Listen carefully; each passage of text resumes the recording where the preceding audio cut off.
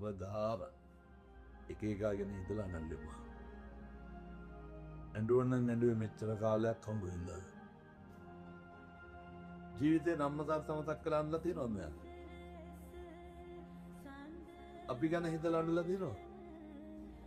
රොල්පහගෙන ඉඳලා ජීවිතේම කවදාව අනුන් සැක කරන්න එපා.